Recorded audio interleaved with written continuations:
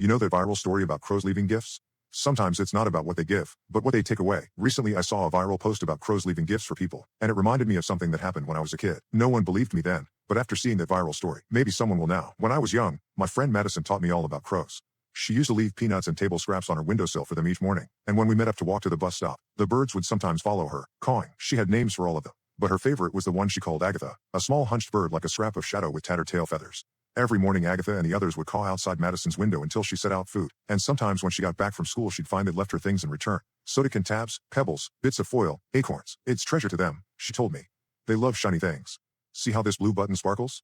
Or the time they left a metal bottle cap. I laughed and said it was garbage and was going to toss it out, but Madison told me, never ignore the gifts of crows. She took the bottle cap and all the other things and wrapped wire around each object to make a sort of charm bracelet, which she wore everywhere. Other kids teased her, but I always thought it was sweet, how she had such a bond with the birds. Then one day she disappeared. People looked everywhere. She'd walked down the lane to the bus stop alone and never arrived at school. I was sick that week with a flu. Police canvassed the neighborhood. I still remember how the police came by and asked my parents questions, asked about the neighbors, and my parents briefly called me out so they could talk with me about the route Madison and I took to the bus stop. That was when I learned she was missing. I don't remember much about their questions, just that I sat there, bundled up in a blanket and occasionally coughing, stunned and feeling like it must all be some terrible joke, and any moment now Madison would be at my window knocking and asking me to play. The police advised my parents not to allow me to walk alone to the bus stop anymore. I heard a caw and glanced at the window. A crow was perched in a tree outside. Will they find her? I asked my mom, even though I knew she had no answer. No one did. The days passed and there was no trace of Madison. And on Monday my mom drove me to school. It seemed I would no longer be taking the bus. I convinced my mom to get some almonds and I snuck over the small fence and up to Madison's window and put the almonds on the sill, because I figured she'd want me to feed the crows while she was gone. I still kept hoping for her, though with each day that hope died a little more. I felt so incredibly sad. For the crows. For Madison. About a week after her disappearance I found a penny and an acorn there on the sill, and I tucked them into my pocket. Caw. A ragged black bird perched on the fence, watching me. Its beak opened, and it cawed again. I'm sorry she isn't here to feed you. Caw. I'll try to feed you when I can. The bird's head cocked, one shiny black eye regarding me, and then it suddenly flew away. The next morning there were no new gifts, but the crow with ragged tail feathers was there. The bird got incredibly close, seeming to try to look me right in the eye. I heard Madison's voice in my head, all those crow facts she used to spout. They're so much smarter than people realize.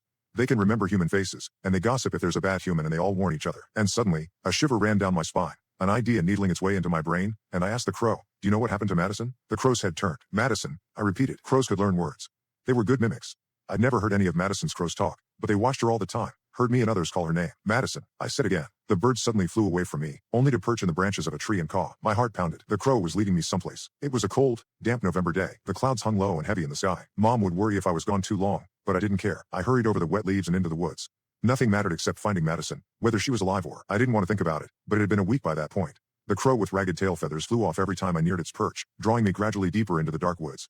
Tree branches blotted out the sun, and I noticed more birds, perched like black leaves on skeletal fingers. I stopped when the crow I was following landed on the roof of a house. It was a beaten-down old house surrounded by junk, tires, the wasted remnants of what might have once been a vegetable garden. The posts holding up the front roof on the porch were splintering, the stairs to the front door bowed and the paint on the door peeling. A pickup truck sat in the gravel driveway that wove through the trees toward the paved street somewhere beyond. I knew this house. Or I should say, I knew of it. It belonged to a man named Crandall, but Madison and I called him the staring man, because apparently Madison had caught him staring at her once or twice when she had walked past his property. It was because of her remarks about this that my parents, and hers, made us walk to the bus stop together, but we didn't really know much about him, other than that he was a recluse and looked like he was in his 30s.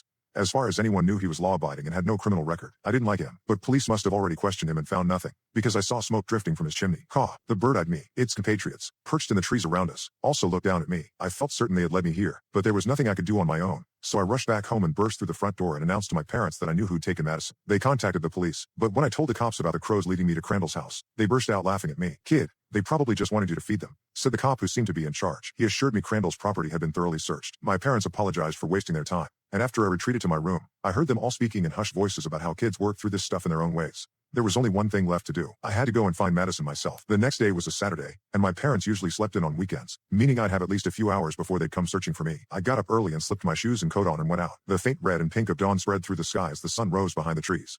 As usual, I brought some food for the crows. I'd even tried to make a necklace of their gifts to me, though I wasn't as artistic as Madison. I saw several crows in her yard, waiting for me. I told them good morning and scattered peanuts for them and said Madison's name several times, loudly, and then I crossed the yard and went into the woods, taking the route the crows had shown me before. Crandall's house was a good hike away, and it took some time before I at last arrived in the right area. As soon as I saw the dilapidated beige siding, I slowed, suddenly very aware how loud my crunching steps were through the fallen leaves. A few crows watched me. I didn't even know if these were Madison's crows or different ones. The woods were full of them this time of year. I didn't see the ragged tail feathers of the only one that I could recognize, the one Madison called Agatha. But even if they were different crows, it still made me feel better to have them around. And I touched the necklace for good luck. Carefully, keeping one eye on the door to the house in case the staring man should step outside, I began to search. Caw. I looked up. Disheveled tail feathers. As hunched as ever, Agatha watched me from a branch, cawed, and took off. My heart raced. I followed the bird. We ventured deeper into the woods around the house, and finally it perched on an old fallen log. The soil nearby had been disturbed. I could see even with the leaves all over, and the crow was pecking at something. A faint spark of light. A soda tab, I realized. A soda tab with a bit of wire looped through it. The blood pounded in my ears so hard it was like a roar, a rushing waterfall cascading through my veins. I could hear nothing but that sledgehammer of my heartbeat, ringing through my ears like a gong as I reached forward a shaking hand and pulled from the leaves Madison's charm bracelet. Then I squatted and began to dig through the soil with a crow perched just above me on the dead tree, watching me. Sudden cawing behind me. All around me, a series of short, sharp caws. Cack, cack, cack. The crow on the log, Agatha, opened her beak to cack at me and fluttered away. Hey, I slammed into my veins at the sound of the deep voice.